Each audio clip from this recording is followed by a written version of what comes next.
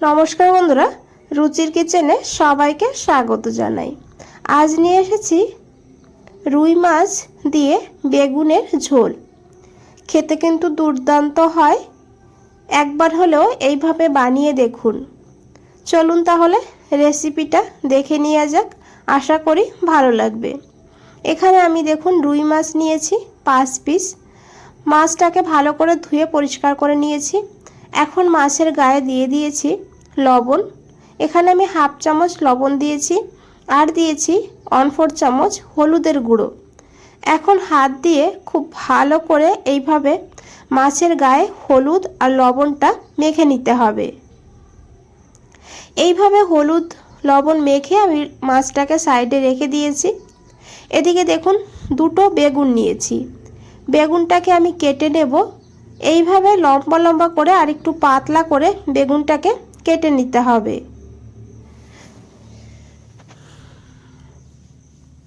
দেখুন এখানে আমি দুটো বেগুনকেই কেটে নিয়েছি। এখন বেগুনগুলোকে খুব ভালো করে ধুয়ে নিতে হবে।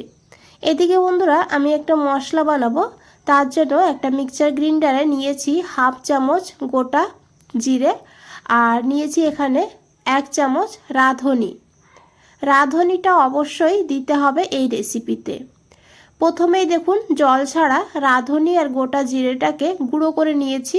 যেহেতু অল্প মশলা, তাই এইভাবে প্রথমে গুঁড়ো করে নিলে মশলাটা একদম স্মুথভাবে পেস্ট করা হবে।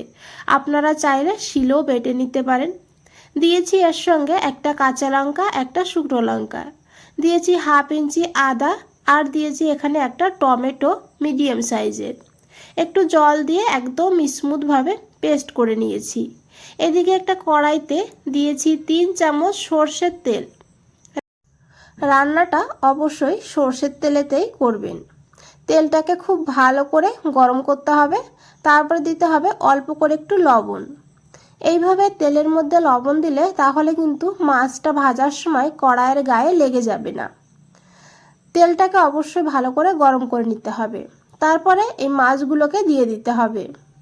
মাছটাকে হালকা লাল করে ভেজে নিতে হবে। দেখুন এক সাইড ভাজা হয়েছে, এখন আমি উল্টে দিয়ে অপর সাইডটাও একইভাবে ভেজে নেব।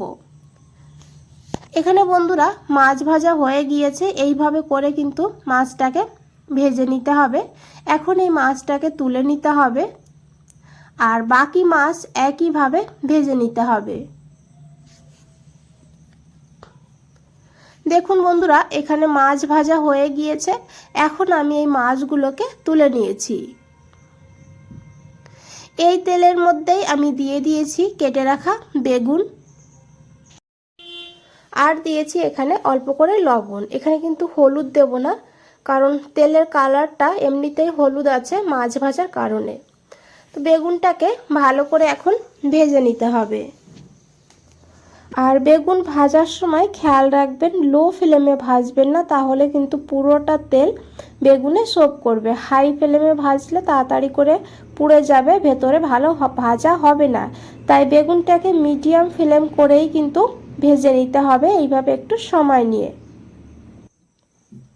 এইভাবে উল্টে পাল্টেই বেগুনটাকে ভালো করে লাল করে ভেজে নিতে হবে।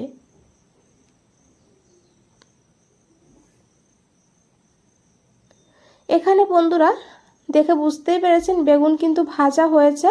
এখন এই বেগুনগুলোকে তুলে নিতে হবে। আর দেখুন তেলও খুব বেশি সোপ করেনি বেগুনে।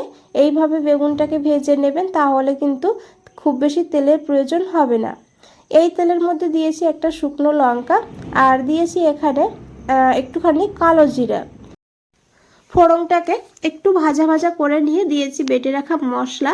মশলাটাকে দিয়ে খুব ভালো করে 2 মিনিট কষিয়ে নিয়েছি। তারপরে দিয়েছি পরিমাণ মতন লবণ, হাফ চামচ লঙ্কার গুঁড়ো, ঝাল আপনারা আপনাদের প্রয়োজন মতন নিয়ে নেবেন। নিয়েছি হাফ চামচ হলুদের গুঁড়ো।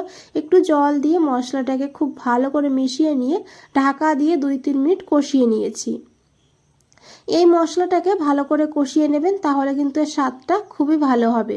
দেখুন মশলার থেকে তেল ছাড়তে শুরু করেছে। এখন দিয়েছি এখানে 1 গ্লাস গরম জল। অবশ্যই জলটা একটু বেশি করে দেবেন, মাছের ঝোল তাই একটু ঝোল ঝোল হবে, একটু পাতলা হবে গ্রেভিটা। ভালো করে 2 মিনিট ফুটিয়ে নেব এইভাবে গ্রেভিটাকে। আর তারপরে এখানে দিয়ে দেব ভেজে রাখা মাছগুলো। মাছটাকে দিয়ে আবারও 1 মিনিট এইভাবে একটু ফুটিয়ে নিতে হবে। তারপরে দিতে হবে ভেজে রাখা বেগুন। বেগুন দিয়ে কিন্তু আর খুব বেশি রান্না করব না, 2 থেকে 3 মিনিট রান্না করব ঢাকা দিয়ে। আবারও বলছি বন্ধুরা, যদি রেসিপিটা ভালো লাগে অবশ্যই একটা লাইক করে দেবেন, চ্যানেলটাকে সাবস্ক্রাইব করে পাশে থাকবেন। এখানে দেখুন রান্না হয়েই গিয়েছে। এইভাবে একটু ঝোল ঝোল রাখতে হবে, আর দেখতেও কিন্তু দারুণ লাগছে, খেতেও কিন্তু অসাধারণ হয়। এখানে একটু ধনেপাতা দিয়েছি, দিয়ে খুব ভালো করে মিশিয়ে ঢাকা বন্ধ করে গ্যাসের ফ্লেমটা অফ করে দিয়ে 5 মিনিট রেখে দেবো। 5 মিনিট পর ফিরে এসেছি। তো এইভাবে একবার হলো বানিয়ে দেখবেন, তারপরে কমেন্টে জানাবেন কেমন লেগেছে। বন্ধুরা আজ তাহলে এই পর্যন্তই, ফিরে আসছি নতুন কোনো রেসিপি নিয়ে। ভালো থাকবেন, সুস্থ থাকবেন। সবাইকে অনেক অনেক ধন্যবাদ এত সময় ধৈর্য ধরে রেসিপিটা দেখার জন্য।